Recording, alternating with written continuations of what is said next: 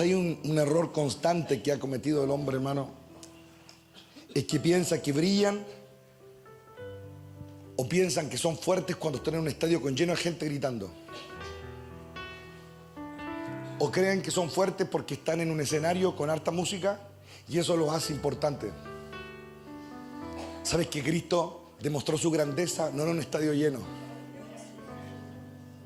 Y cuando uno ve a los hombres de Dios a través de la historia, se da cuenta uno que ellos brillaron no con estadios llenos que los aplaudían. Brillaron estando solos. Brillaron cuando lo más obvio era que cayeran o que se apagaran. Y ahí decidieron ser otras personas. Vemos a un David en la soledad que fue escogido por Dios. Vemos a los profetas. Vemos a ese Elías en una soledad increíble, hermano, enfrentando a toda una generación perversa. Vemos a un Abraham solo, creyéndole a un Dios que nadie había conocido antes. Y podemos seguir y seguir y seguir dándonos cuenta de que Dios siempre ha querido que nosotros recobremos algo. Recuperemos algo. Eso que Él le regaló a Adán y que el pecado nos llevó a perderlo, Él quiere que nosotros lo recuperemos. Por eso es nuestra decisión o ser fuertes o ser débiles.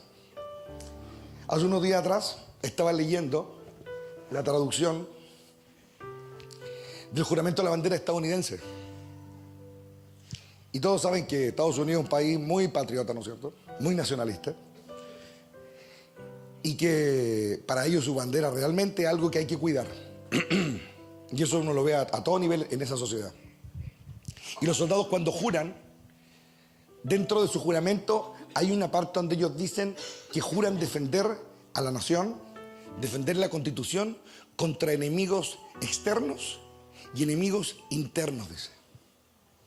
Y juran dar la vida por defender su nación, su bandera, contra toda clase de enemigos. Y me llamó la atención eso, contra enemigos extranjeros y contra enemigos internos. Parece que el que redactó el juramento era un hombre con visión, ¿eh? Y se dio cuenta de que si estaban echando las bases de una nación, ese hombre, el que diseñó ese juramento, entendió de que los enemigos no siempre iban a estar afuera, que también iba a haber enemigos adentro. ¿Y saben qué? A nosotros nos pasa exactamente lo mismo. La vida de un creyente siempre es una guerra constante contra enemigos externos y enemigos internos. O estás peleando hacia afuera o estás en una guerra civil dentro de ti. Y una nación demuestra su valía como nación cuando incluso tiene que ir a una guerra civil para establecer la justicia. Y en eso el país del norte desató en el siglo antepasado una de las guerras más feroces, ¿no es cierto?, que tuvo que lidiar como nación, aparte de la guerra por su independencia, justamente contra enemigos internos. ¿Y quién le tocó liderar esa guerra civil por la emancipación, ¿no es cierto?, de los negros? Fue justamente Abraham Lincoln. Y cuando uno se documenta un poco de la época, era un tiempo muy parecido a los que vivimos nosotros, digamos. Si en el fondo cambia la época, pero las crisis son las mismas. Los conflictos son los mismos con distintos nombres, ¿no?, o distintas fechas, pero son los mismos. ¿Y saben qué? Había una gran masa que entendían, porque Estados Unidos es un país basado sobre la Biblia en el fondo, protestante, se daban cuenta de que este cuento de la esclavitud de los negros realmente era una cuestión descabellada. Era una cuestión descabellada, era una cuestión realmente inhumana. Y se daban cuenta, generalmente los del norte. Pero los que estaban en el sur, donde estaba, digámoslo, el sector agrícola de la nación, donde se necesitaba mucha mano de obra, eran los que defendían la esclavitud. Porque obviamente un campo sin mano de obra, ¿me entiendes?, todavía no estaba la era industrial como ahora, que es otro tema con la era industrial. Entonces, para los del sur, aceptar la emancipación, ¿no es cierto?, aceptar, ¿no es cierto?, la liberación de los negros, significaba tocar sus bolsillos, hermano. Significaba de que sus campos de algodón y todos sus campos de todo, ¿quién lo iba a trabajar? Ellos no lo iban a hacer, hermano. que en el fondo sus ganancias se iban a ver disminuidas porque ahora, si ya no habían esclavos, había que pagarles, ¿me entiendes?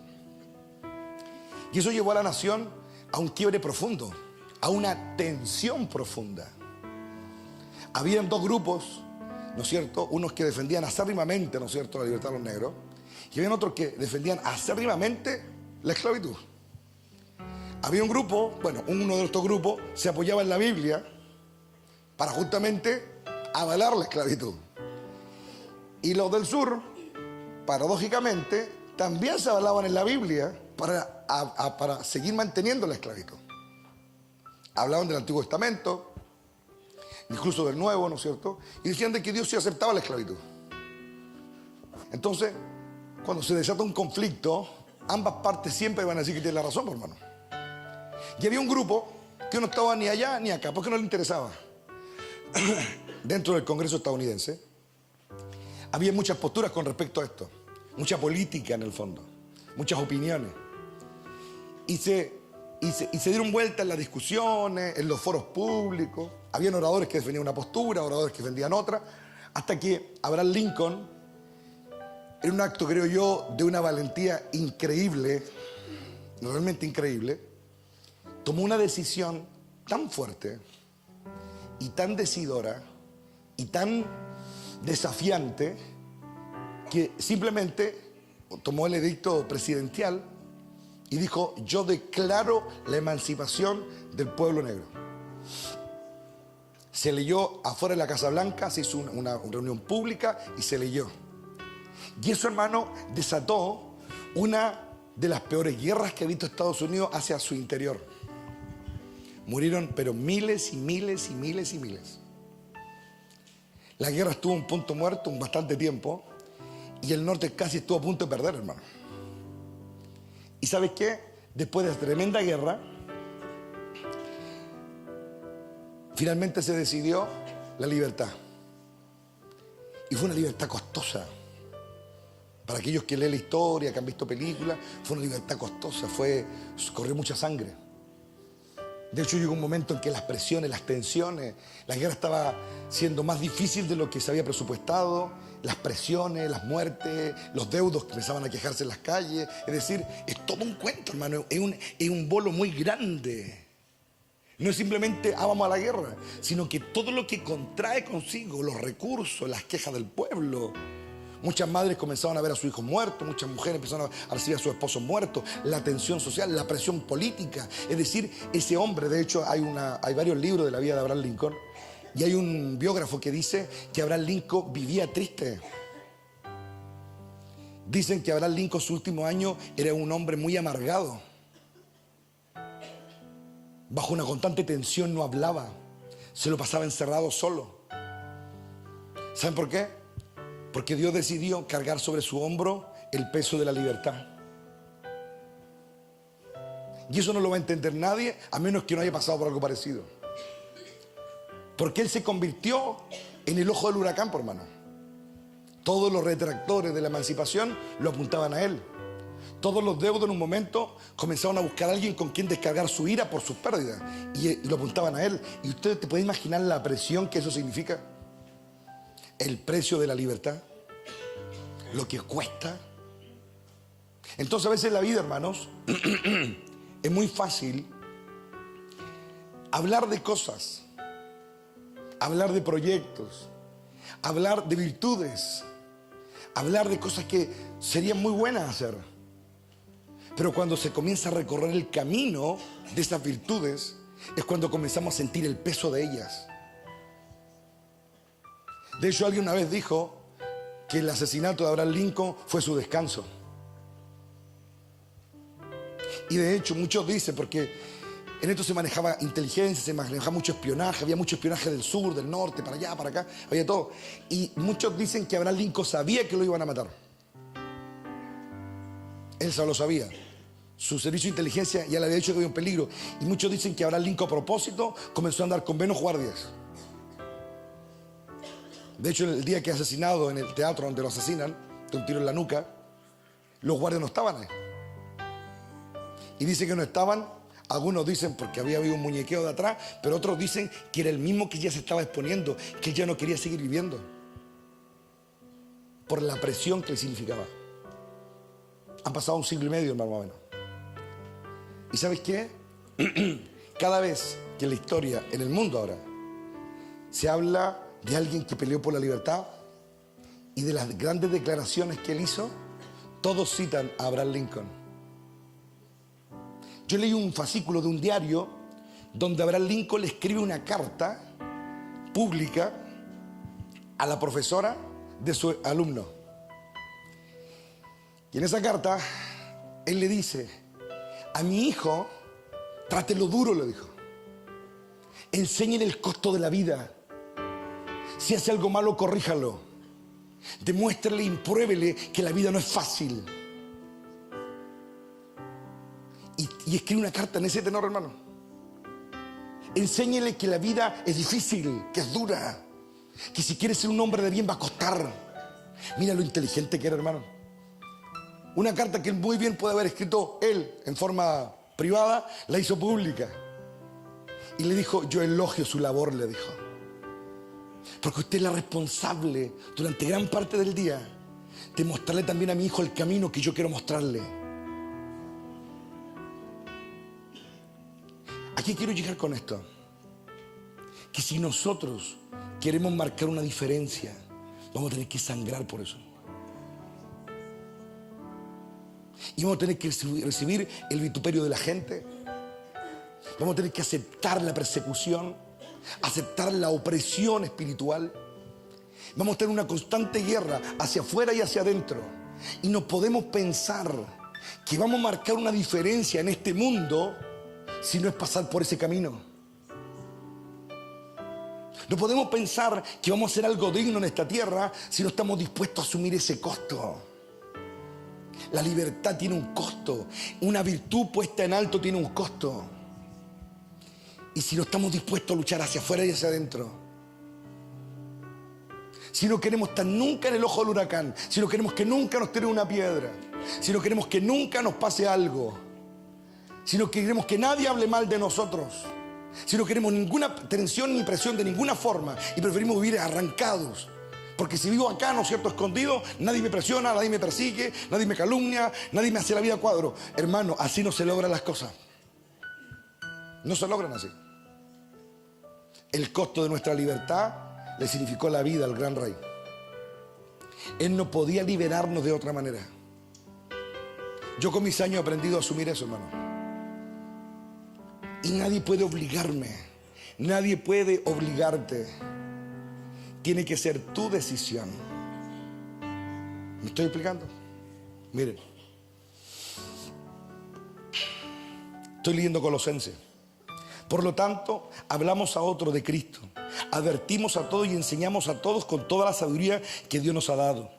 Queremos presentarlos a Dios perfectos, dice, en su relación, dice, con Cristo.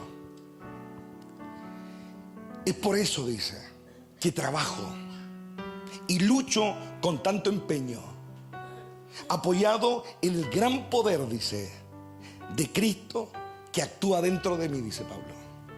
Y miren lo que dice, sigue diciendo. Quiero que sepan, dice, cuánta angustia he sufrido por ustedes, le está hablando a la iglesia de Colosas, y por la iglesia de la Odisea. Quiero que sepan cuánta angustia he sufrido por ustedes y por la iglesia de la Odisea y por muchos otros creyentes que nunca me conocieron personalmente. Quiero que ellos cobren ánimo y estén bien unidos con fuertes lazos de amor. Quiero que tengan la plena confianza de que entienden el misterioso plan de Dios, que es Cristo, dijo. Quiero que entiendan. Quiero que entiendan. ¿Saben qué? Pablo fue un hombre al que el Señor le dice a Ananías: va a sufrir mucho por mi causa. ¿Y saben por qué sufrió mucho por la causa? No porque fuera un predicador, hermano, porque hay en el mundo miles de predicadores, hay miles de pastores y no sufren nada, hermano, a menos que nos toque una enfermedad o algo así, pero no sufren nada. Pero ¿saben por qué Pablo sufrió tanto? Porque tomó en serio la lucha. Por eso sufrió. Porque asumió que él no estaba tan solamente para entregar un mensaje así somero, por encima, ¿me entienden? Él entendió que el mensaje que a él se le había encomendado era un mensaje que iba a levantar mucha aversión contra él, que iba a levantar mucha contienda contra él, por una o por otra razón. Y él asumió esa lucha. Y él comienza a hablar de este Cristo que debe ser forjado en el interior. ¿Y saben qué es lo glorioso de esto, hermano? Lo glorioso de esto es de que Dios, nuestro Padre, envió a su Hijo con un mensaje, ¿no es cierto?, de redención. Pero luego nos toca a nosotros el deber de entender a qué se refiere con ese mensaje, hermano. ¿Cuál es el mensaje en el fondo? Todo lo que vimos en la vida es para que tengamos una perspectiva más amplia. A ver, me explico. Ayer supe que hubo acá en el estadio un asunto de chef de cocina, ¿no es cierto? Y lo reprendo pues no me avisaba. Estaba los asados, sabía muy bueno y no me avisaron. Así que última vez que pase no me avisan temprano. ¿Y saben qué? ¿Saben qué tipo de gente es la que vaya, por ejemplo, a ese lugar? Bueno, además de los que no quieren compartir la información. ¿Saben quiénes son los que van? Los que les gusta la buena comida. O los que aman la cocina, los que les gusta no lo simple. Entonces ellos van, degustan y como se han metido en el tema, disfrutan, ¿no es cierto? Cuando hay gente que sabe, imagínense, habían chef haciendo asado, pero qué desperdicio, hermano. Bueno, el tema es el siguiente. El tema es el siguiente. De que una persona que se sienta a ver a un chef hablar, por ejemplo, preparar un plato X, ¿no es cierto? Lo valora, lo disfruta, ¿no es cierto? Y es un momento especial. ¿Por qué? Porque tiene una perspectiva más amplia. Porque ha cocinado mucho, porque le gusta la cocina, porque sabe cómo es. Entonces se sorprende al ver, ¿no es cierto?, una persona que sabe más y que en el fondo muestra, ¿no es cierto?, exquisitez, ¿no es cierto? La perspectiva amplía mi opinión. Me da mayor autoridad para opinar con respecto a un tema o al otro o al que sea, ¿no es cierto? Y lo disfruto. Pero si hay alguien, ¿no es cierto?, que vive en la medio de ahí de la selva nomás y está acostumbrado a comer digüeña nomás con sal, y lo llevan allá, va a decir, está rico, va a decir. Pero más allá de eso no va a dar más opiniones. Está rico, no va a decir, ¿no es cierto? En el reino pasa lo mismo. En el reino pasa lo mismo. Si yo predico un evangelio como se predica en el 99% de la iglesia, ¿no es cierto? Así por encimita, dejarlos contentos, bueno, ok. Pero si yo realmente quiero provocar cambios, generar cambios, nos damos cuenta que Pablo está sufriendo con la Odisea porque la Odisea ya traía una historia, hermano. Una historia que se termina de revelar cuando Cristo mismo decide soberanamente a través de Juan enviarle una carta a esa iglesia. Y la trató de lo peor, hermano. La trató de tibia, la puso en la línea de los que él va a vomitar. Entonces ahora uno entiende por qué Pablo, cuando escribe su carta, mucho antes de que el Señor le mande una carta directamente a la iglesia, Pablo sufre por ella. ¿Y por qué sufre? Porque probablemente está bien constituida, funcionan bien, tienen culto ciertos días, hacen ciertas labores sociales, es decir, funcionan, ¿entienden? Pero Pablo se da cuenta de que están realmente mal. Y él lo sabe, lo siente. ¿Por qué? Por la perspectiva. ¿Me entienden? Y él sufre y dice, sufro gran angustia, dice. Y les habla del misterio de Cristo, dice. Para que entiendan cuál es el misterio de Cristo. Y hay un montón de versos en Romanos, en los Corintios, en Colosas, en casi todas las cartas, donde Pablo pone un énfasis o pone una dirección y dice, hasta que Cristo, dice, sea formado en vosotros, dice. En otras palabras, no sirve de nada, hermano, que nos llenemos la boca con Cristo si no estamos dispuestos a ser como Él es. En otras palabras, no me sirve de nada invocarlo si yo no estoy dispuesto a ser como Él. ¿Y qué es ser como Él? Es la pregunta, por hermano. Conocer la Biblia, ¿no? Jesús no fue conocido por andar citando la Biblia y hacer estudio bíblico, hermano. Jesús fue conocido por alguien que tenía autoridad. La gente se daba cuenta y la gente lo sentía. Decía, Él no habla como los otros, dice. Él habla como uno que tiene autoridad. En otras palabras, cuando Jesús hablaba, la gente se intimidaba. La gente no sentía que estaban haciendo un estudio bíblico. La gente sentía de que este Jesús, este maestro, este desconocido, que después se hizo muy conocido, incomodaba, que daba miedo escucharlo, que aunque probablemente no gritaba, sus palabras atravesaban los corazones, que les quitaba el sueño a la gente, que lo escuchaban y la gente quedaba pegada, quedaba asustado, algunos arrepentidos, pero cuando él hablaba la gente quedaba choqueada, porque hablaba como uno que tiene autoridad. ¿Me entienden? No como los fariseos, ¿me entienden? Que cuando él hablaba, sus palabras podían librar a uno que ya estaba para la muerte, como la prostituta, ¿no es cierto? O la mujer adúltera. O podían echar abajo al más, entre comillas, más santo de los fariseos, hermano. De su boca salían palabras que atravesaban corazones, hermano. Cristo confrontaba. ¿Y por qué confrontaba? Porque hablaba como uno que tiene autoridad, no como uno que se ha leído la Biblia, no como uno que fue al seminario. No, porque él no fue al seminario, sino que como uno que tiene autoridad. Y él asumió esa autoridad, porque esa autoridad, esa confrontación iba a tener una reacción. Y Cristo habló de eso pues, con sus discípulos y les dijo, si a mí me persiguieron, dijo, prepárense. Si al Hijo del Hombre llamaron Belcebú, prepárense. Pero confiad, dijo, yo ya vencí al mundo. El misterio es que Cristo seas tú.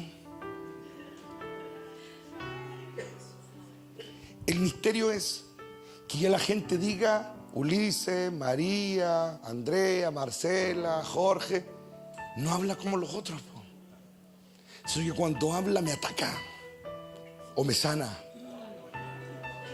Que cuando habla me incomoda, me indispone, o encuentro un camino de reencuentro con Dios genuino.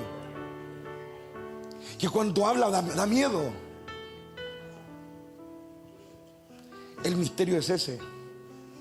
Pablo decía, porque el poder de Dios actúa muy poderosamente en mí, decía.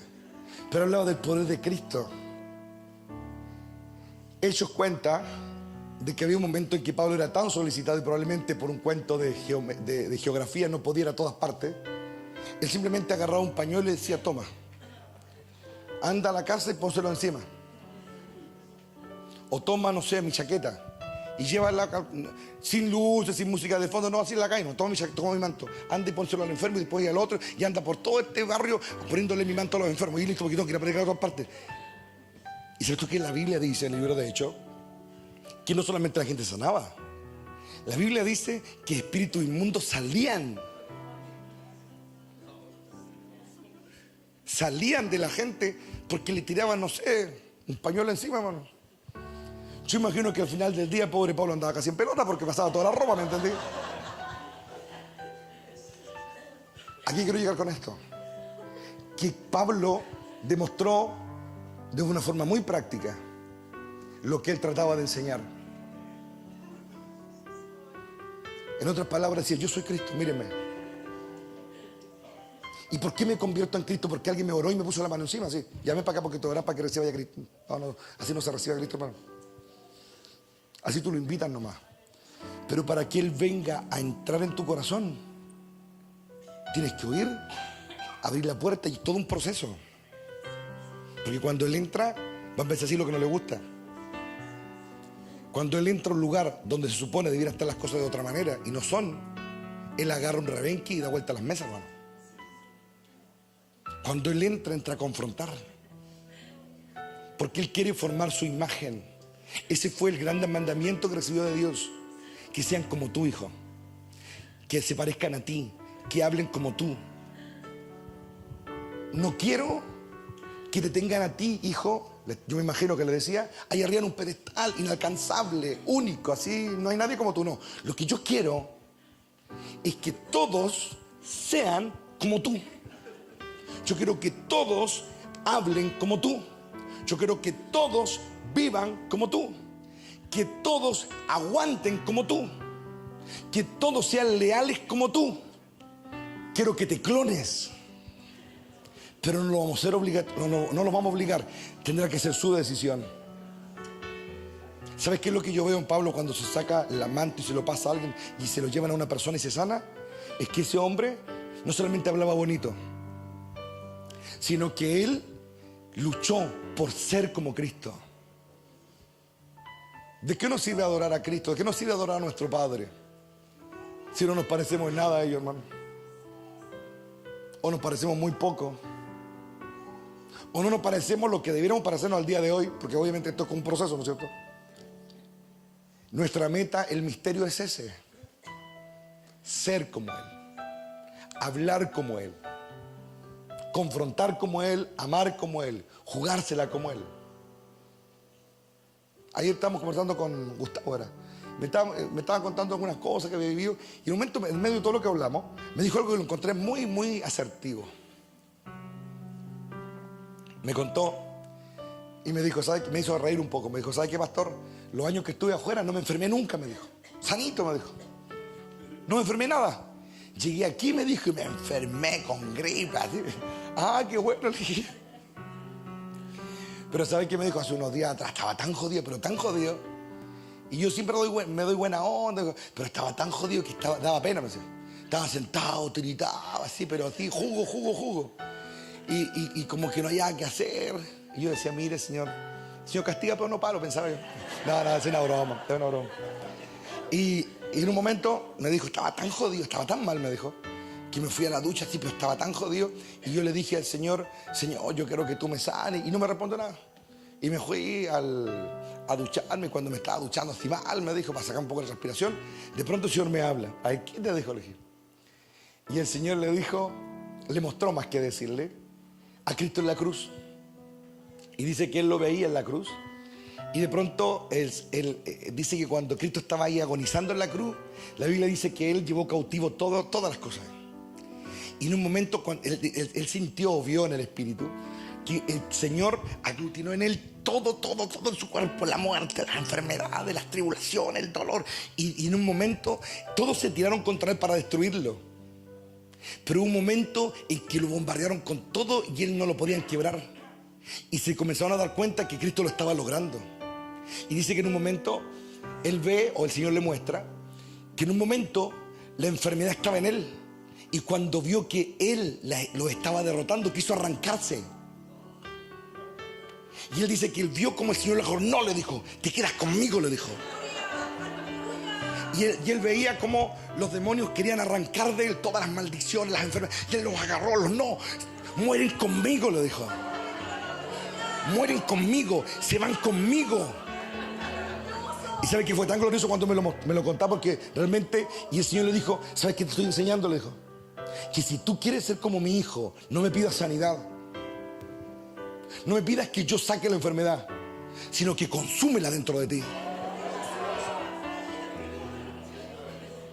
Cristo en nosotros es potencia de gloria.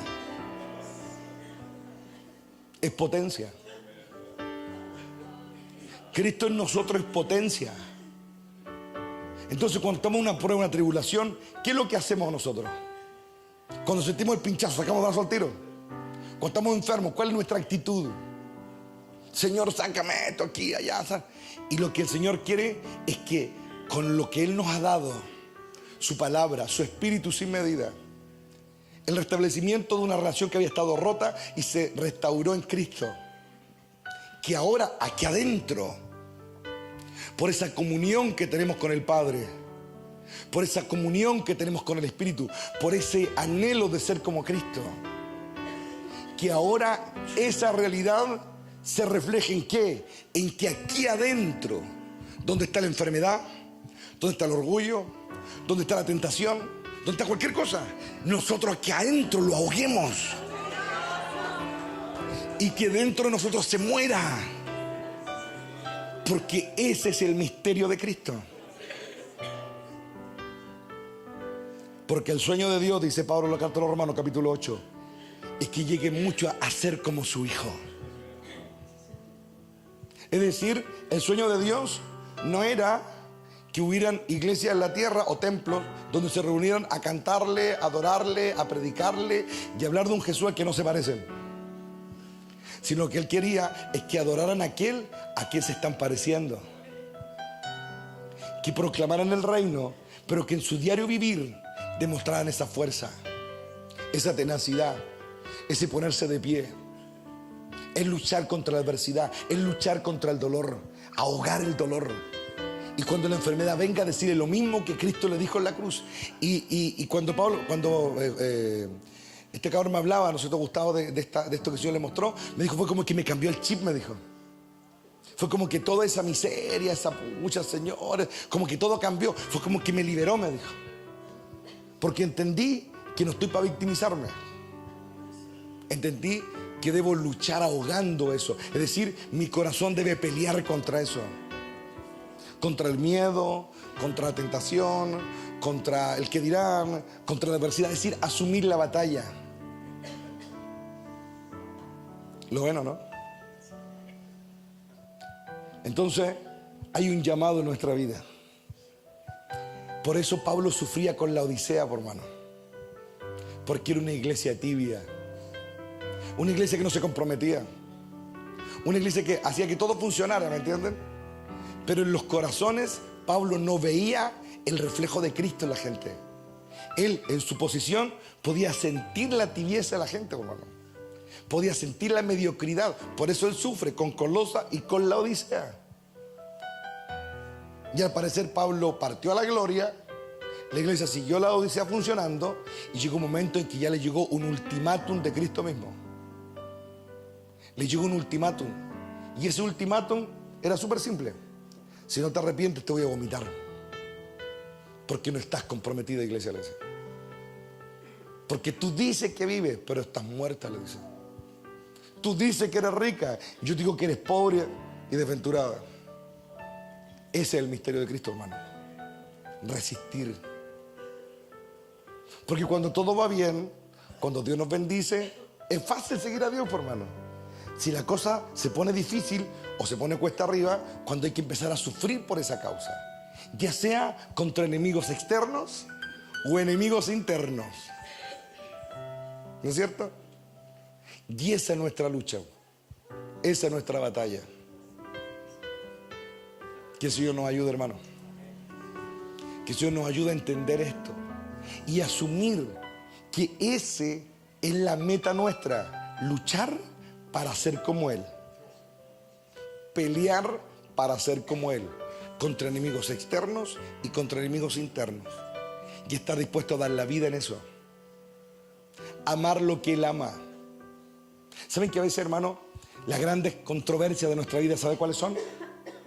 Que con nuestra vida decimos amar a Dios, decimos amar el reino, pero nuestro corazón ama cosas que Dios aborrece, hermano.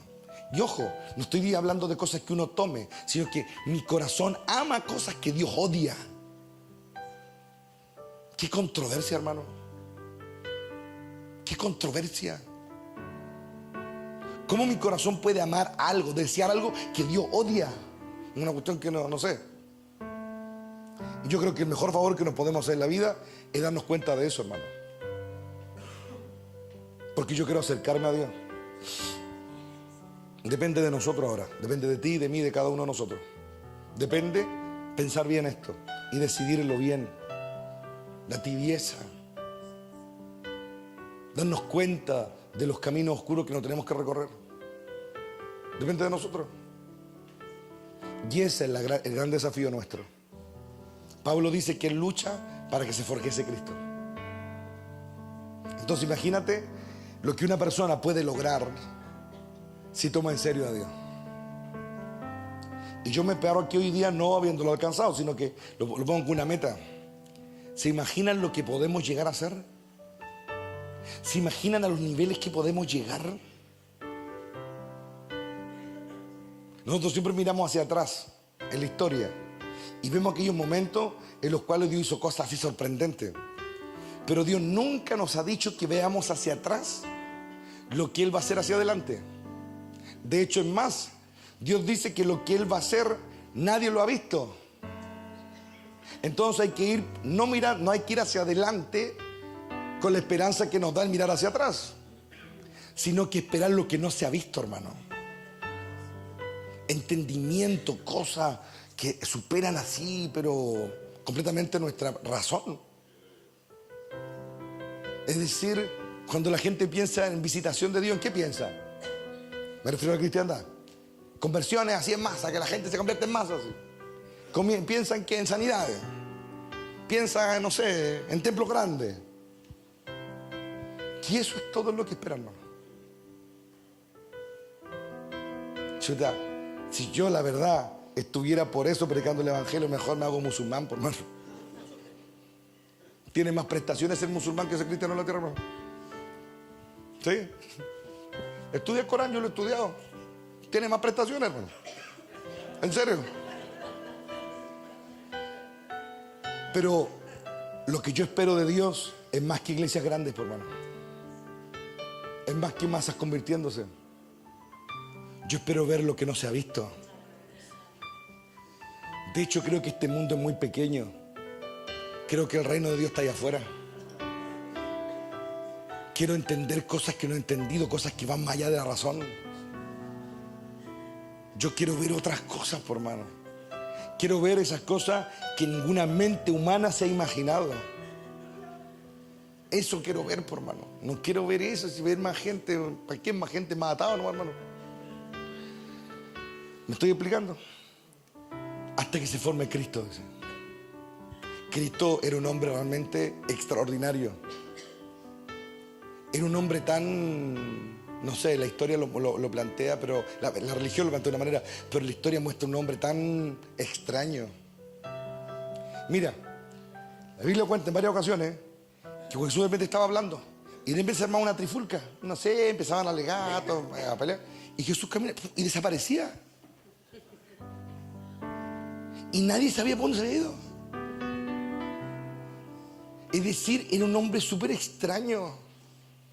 No solamente por cómo hablaba o los milagros que hacía, sino que su vida era extraña. ¿Se acuerdan cuando él dice en la sinagoga que se cumplió la palabra y lo van a despeñascar? Y él se dio vuelta y caminó y ¡pum! Desapareció. Es decir, era un hombre fuera de serie. El misterio de Cristo. Entonces, cuando vemos a un Pablo que con su ropa sana gente, cuando vemos a un Pedro que con su sombra sana a otro, eran como pequeños avances nomás de lo que, para dónde iban. Yo creo que nos saquemos de la cabeza la figura religiosa, sino que veamos a un hombre en la tierra viviendo como un Dios. Y en la historia han habido momentos en que han pasado cuestiones realmente extraordinarias, hermano, con ciertos hombres de Dios. Y la gente como que los mira raro porque no los entienden. Cuando vemos a un Elías que está orando en una montaña y va una guardia a buscarlo. Y le dicen, siervo de Jehová, que seguramente en algún tono irónico, provocativo, no sé. Pero Elías contesta y dice, si yo soy siervo de Dios, que caiga el fuego y te queme, pues le dice. Que caiga fuego y te queme. Y caía fuego y los consumía a todo, hermano. A un capitán con 50 hombres. Es decir, aquí alcanzaríamos como para 2 oraciones de Elías. Yo les pregunto, ¿se dan cuenta el entendimiento, no? ¿Se dan cuenta la diferencia? Esa es la diferencia, hermano. Yo quiero esa vida, yo ando buscando esa vida. No sé cuál vida andan buscando ustedes. Pues yo ando buscando esa vida, estoy preguntándole a Dios por esa vida. No por seguir en una iglesia o en un sistema religioso, porque eso me aburre. Quizá hay gente que se entretiene con eso, bien. Pero a mí me aburre, ¿me entienden? Quiero algo más. Y en esa es mi lucha personal. Estoy buscando algo más. Los invito a que busquen algo más. Que salgan de la simpleza, hermano. Salgan del raspadito por encima. Y busquen algo más. Tengan otras conversaciones con Dios. Tengan otros temas, otro sentir. Y demuéstrenle a Dios que ustedes quieren tener una vida digna para vivir esa calidad de vida. Pero si ustedes marcan el paso, se emocionan un rato y siguen viviendo igual que siempre, No hay mucho que hacer, hermano. No hay mucho que hacer. Pablo hablaba de otra cosa y luchaba con los que no querían, como la Odisea. Que Dios nos ayude en este día. Meditemos en estas cosas.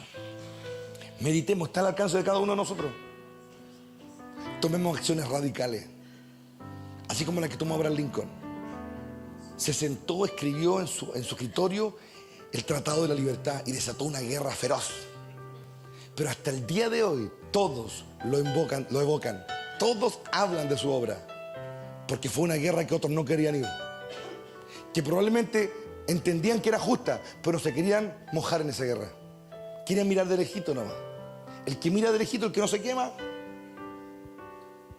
no ve la gloria, pero el que se la juega, sí. Por eso hoy día puse en mi estado en el WhatsApp un videito, lo escuché muy buena. Hay una flama, aviva ese fuego, dice un momento el orador, dentro de ti. Aviva ese fuego dentro de ti con tu espíritu de lucha. Y haz que esas flamas te conviertan en una versión de ti que aún no eres. Depende de nosotros. Te vas a partir 1000 veces el alma tratando de lograrlo. Pero en un momento ni el universo podrá parar a un corazón determinado. Qué glorioso eso, hermano.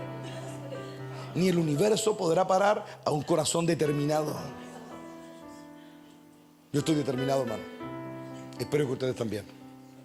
Amén. Tome la mano de alguien. Señor, en esta hora te bendecimos, Padre. Te damos gracias, Señor, porque tú eres bueno, porque tu palabra es la lámpara que promete ser. Te rogamos, Señor, que en este día tu verdad siga trabajando en nosotros. Pon en nosotros esa claridad para buscar lo que aún no hemos encontrado. Que venga tu reino, Padre. Reconocemos, Señor, ante ti que somos muy, pero muy ignorantes en muchas cosas. Señor, somos como niños muchas veces, Señor. No entendemos la profundidad ni la magnitud de tu reino y tus propósitos. Pero aquí estamos, Rey de Gloria, reconociendo que no entendemos mucho, pero sabemos que hay algo grande más allá, Rey de Gloria. Oh, sí, Señor, nuestro entendimiento capaz no lo entiende, pero nuestra fe puede sentir que hay algo grande más allá. Y cada uno de los corazones decidirá, Padre.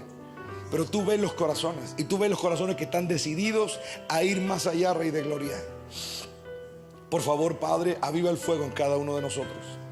Enciende la llama, Señor, en nuestras vidas. Trae libertad, oh Dios, a la tierra. Danos claridad, danos el valor de la claridad.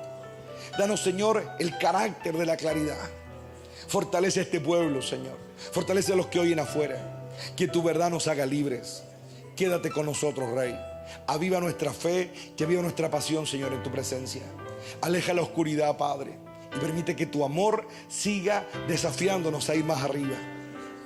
Llévate todo conflicto, llévate toda lucha, llévate todo lo que nos pueda turbar en este tiempo.